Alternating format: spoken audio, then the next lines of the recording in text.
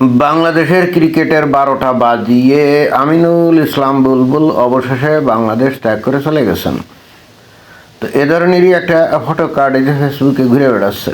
ঘটনাটা সঠিক না বেঠিক পরীক্ষার যোগ্য, তবে আমিনুল ইসলাম বুলবুল এই গত কয়েক মাস ধরে, বিশেষ করে গত দুই আড়াই মাস ধরে যে কর্মকাণ্ড করেছে এবং করে বাংলাদেশের ক্রিকেটকে যেভাবে ধ্বংস করে দিয়েছে, তার পরিপ্রেক্ষিতে এখন নতুন যে ইলেকশনে নতুন যে সরকার আসলো, এখন তো মানুষজন বুঝতে পারবে যে বেসিক্যালি আমিনুল ইসলাম বুলবুল তার মিশনে ছিল বাংলাদেশের ক্রিকেটকে ধ্বংস করে দেওয়া। সুতরাং বাংলাদেশের ক্রিকেট প্রেমী মানুষ আমিনুল ইসলাম বুলবুলকে রাস্তাঘাটে পাইলে সে তো মবের শিকার হলে হতেও পারে, এই কমন সেন্সটা তো তার আছে, তাই না? এই জন্যে সে দেশ ছেড়ে ভাগলে ভাগতেও পারে। অথচ এই আমিনুল ইসলাম বুলবুল ছিল এক সময় বাংলাদেশের একজন নাম করা ক্রিকেটার, তাই না? ওই যে যখন বাংলাদেশ টেস্ট স্টেটাস পায়, সদ্য টেস্ট স্টেটাস প্রাপ্ত বাংলাদেশের সাথে তো কোনো দেশ খেলবে না, তখনই কিন্তু ভারত এগিয়ে আসে। এগিয়ে এসে বাংলাদেশের সাথে টেস্ট খেলার একটা সূচি তৈরি করে এবং খেলতে আসে। বাংলাদেশেই আসে এবং তখন আমিনুল ইসলাম বুলবুল কিন্তু সেঞ্চুরি করছিল তার উদ্বোধনী যে ম্যাচ।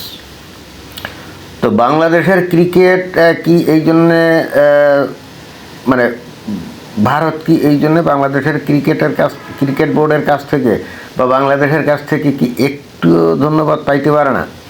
এই যে বাংলাদেশের তৌহিদি জনতা, যারা আমার ভিডিও খুবই কম শোনেন, আমি জানি খুব বেশি আপনারা শুনেন না, এই আপনারা যদি ক্রিকেট প্রেমী হন, যদি অবশ্য আপনাদের অনেকেই হয়তো ক্রিকেট প্রেমী না, কারণ আপনাদের মধ্যে ক্রিকেট তো হারাম খেলা, তাদের কথা বাদ, কিন্তু তারপরেও যারা মনে করেন রসালো টাইপের মুমিন এখনও ক্রিকেট খেলা পছন্দ করেন, আপনারা বলেন তো আজকে বাংলাদেশের ক্রিকেটের এই উন্নতি, এর পিছনে ভারতের অবদান সবচাইতে বেশি, জানেন?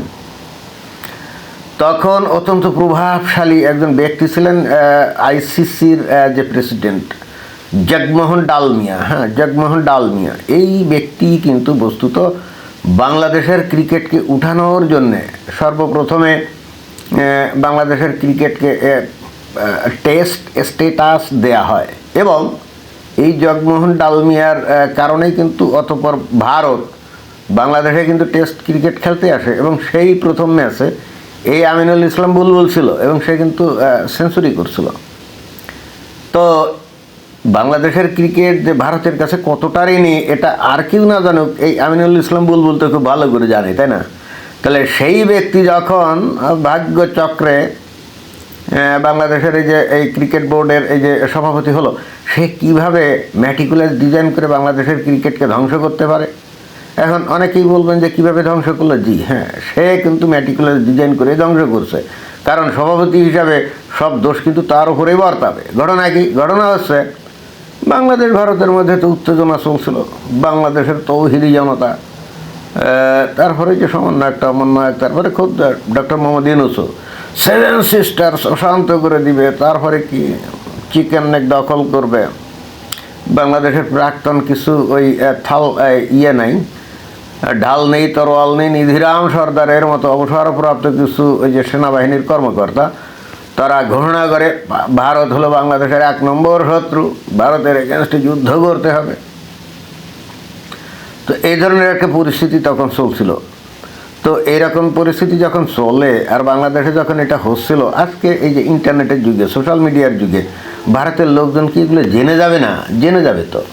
তো ভারতের লোকজন যে বাংলাদেশের মানুষের থেকে মনে মানুষে খুব উন্নত তা তো না, আরে তাদেরও তো আবেগ আছে, তাই না? তাদেরও দেশপ্রেম আছে। যখন ভারতের বিরুদ্ধে বাংলাদেশের মানুষ বিষোদ্গার করছিল এবং বাংলাদেশটা হলো ভারতের পিঠের মধ্যে অবস্থান করে, তাই না? যেখানে ভারত যদি একটা রুই মাছ হয় তো বাংলাদেশ একটা পুঁটি মাছ, তাই না? তো এই পুঁটি মাছের লাফালাফি দেখে ভারতের কিছু লোকজন সাধারণ তারা তো ক্ষিপ্ত হতেই পারে এবং তখন তারা কি দাবি করলো যে মুস্তাফিজকে ভারতে খেলতে দেওয়া যাবে না, খেললে ওই যে IPL-এ খেলতে দেওয়া যাবে না, যদি খেলা হয় তাহলে মানে সে যদি খেলে তাহলে তার নিরাপত্তা বিঘ্নিত হবে বা তাকে দেখে যাবে আর কি পাবলিক। তো তো এই জন্যে আইপিএল কী করলো, তাকে ওই খেলা থেকে বিরত রাখলো। তা আইপিএল আর আইসিসির বিশ্বকাপ ক্রিকেট তো এক জিনিস না। বাংলাদেশের তৌহিদি জনগণ কিন্তু এটা জানে না। এই যে ভারতের যারা আমার কথা শুনছেন না, বাংলাদেশের লোকজন আপনাদের আইসিসি এবং ওই যে আইসিসি মানে ওই যে ইন্টারন্যাশনাল ক্রিকেট কাউন্সিল না কি জানি, আইসিসি আর ওই আপনাদের যে আইপিএল না বা ভারতের ক্রিকেট নেই, দুইটার মধ্যে যে আকাশ পাতাল তফাৎ, এটা কিন্তু ভারতের পাবলিক জানে না। আইপিএল একজন খেলোয়াড়কে ভারত সরকার ওই ভিআইপি মর্যাদায় ওই নিরাপত্তা দিতে বাধ্য না, হ্যাঁ। তবে একেবারে নিরাপত্তা দিবে না তা না, কিছু পুলিশ টুলিশ হয়তো দিবে, কিন্তু অনেক ক্ষেত্রে আছে না ভিভিআইপি টাইপের খেলোয়াড় আছে যাদের অনেক নিরাপত্তা লাগে। আইপিএল একটা স্থানীয় ঘরোয়া একটা অনুষ্ঠান, সেখানে হয়তো প্রশাসনকে বলবে যে আমাদের খেলোয়াড়কে একটু নিরাপত্তা দাও, তাহলে হয়তো 2, 4, 5, 10 জন হয়তো পুলিশ পাঠায় দিল, এই পর্যন্ত, এর বাইরে আর কিছু না। কিন্তু যখন আন্তর্জাতিক খেলা যদি হয় ভারতে, তখন তো সরকারি লেভেলে তখন বিশাল ভিভিআইপি টাইপের সিকিউরিটি দেওয়া হয়, বিষয়টা এরকম। কিন্তু বাংলাদেশের তৌহিদি জনতা কিন্তু এটা জানে না যে আইপিএল এক জিনিস আর ওই ইন্টারন্যাশনাল ক্রিকেট কাউন্সিল ভিন্ন জিনিস, এটা জানে না। আর জানে না বলেই কিন্তু তারা এই কাজটা করছে, কি এই মুস্তাফিজকে খেলতে দেবে না, বা আইপিএল থেকে যখন বহিষ্কার করা হলো তখন বাংলাদেশ দাম করে বলে বললো, কে সর্বপ্রথম মনে বলছিল কি আসিফ নজরুল না, নাকি আমিনুল ইসলাম বুলবুল, কে জানে, যে বাংলাদেশ তাহলে ভারতে ওই যে অনুষ্ঠিত T20 বিশ্বকাপ ক্রিকেট খেলবে না। আর এদের পিছনে মদত যোগালে কি পাকিস্তান মদত যোগালো, তাই না? বললো যে বাংলাদেশ যদি না খেলে আমরাও খেলবো না। সেই সময় আমরা এই আমিনুল ইসলাম বুলবুলের আমরা নপুংসক আচরণ আমরা দেখেছি, এবং পাকিস্তানের তালে তালে নেসে এই বাংলাদেশকে এই T20 বিশ্বকাপ থেকে কি নিজেদেরকে বহিষ্কার করে তো ফেললই, বাট যাদের খুশি করার জন্য, অর্থাৎ পাকিস্তানকে খুশি করার জন্য যে কাজটা করলো এই বাংলাদেশ ক্রিকেট, সেই পাকিস্তান কিন্তু ঠিকই তারপরে এই ভারতের সাথে কিন্তু শ্রীলঙ্কা এই যে ক্রিকেট খেলছে, তাই না? এবং খেলে ডাহাহারা হারছে। যদি অবশ্য পাকিস্তান না খেললেই ভালো করতো, তাহলে অন্তত এইভাবে গোহারা হারতে হতো না, তাই না? তবে হারলে কি হবে, টাকা তো পেয়েছে, অন্তত বেশ কয়েকশো কোটি টাকা পেয়েছে না, তো নাইলে হারলো সো হোয়াট। কিন্তু বাংলাদেশ কি ফাক্কা, এবং তার মূল কারিগরকে এই আমিনুল ইসলাম বুলবুল। তো এখন যেহেতু আর অন্তর্বর্তীকালীন সরকার ক্ষমতায় নাই, মানে কালকেই তাদেরকে ভাগতে হবে, তাই না?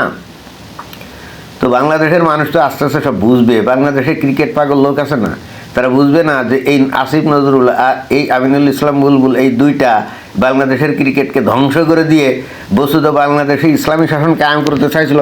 কারণ ইসলাম অনুযায়ী ক্রিকেট খেলা তো হারাম, তাহলে তাদেরকে ম্যাটিকুলাস ডিজাইন করে নানা অজুহাত দেখিয়ে ক্রিকেট খেলা বন্ধ করতে হবে না। অথচ মজার ব্যাপার কি জানেন, এই আমিনুল ইসলাম বাংলাদেশে যখন ওই যে ক্রিকেট থেকে অবসর নিল না, সে কিন্তু অস্ট্রেলিয়াতে চলে গেছে, এবং সেখানে যে সে এখন কিন্তু সেখানকার সিটিজেন, রঙ্গ তামাশা আরামায়েসে দিন কাটায়।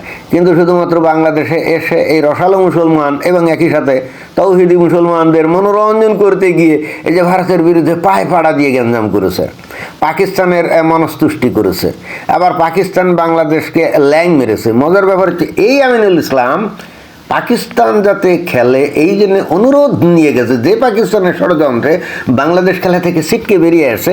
কত বড় নপুংসক এবং আত্মমর্যাদাহীন এই লোকরা, যে না যাদের ষড়যন্ত্রে বাংলাদেশ খেলা থেকে আউট হয়ে গেল, তারাই যাতে আবার ভারতের সাথে খেলে, এই জন্য সে দুতিয়ালি করতে গেছে। তো এখন বিষয়টা তো বাংলাদেশের মানুষ জেনে গেছে, তাই না? বাংলাদেশ যাই হোক তাই হোক, ক্রিকেট খেলা যতই হারাম হোক, বাংলাদেশের মানুষ তো ক্রিকেট পাগল, তাই না? তো এখন তারা তো জানবে যে ঘটনা কী। তাহলে এই আমিনুল ইসলাম বুলবুলকে রাস্তাঘাটে পাইলে এদের সময় যে মব চালু হয়েছিল, ওই একই মব তার উপরে পড়বে না, তার তো কোনো গ্যারান্টি নেই। বুদ্ধিমান হন, ঠিক কাজটি করুন, আর সেটা কি মানে কেটে পড়া, গোপনে কেটে পড়া, তাই না? এবং সেটাই করছে। আমার কাছে মনে হচ্ছে ঘটনা সত্য হলেও হতে পারে, অন্তত জানটা নিয়ে তো পালাই, বাকিটা পরে দেখা যাবে। ধন্যবাদ।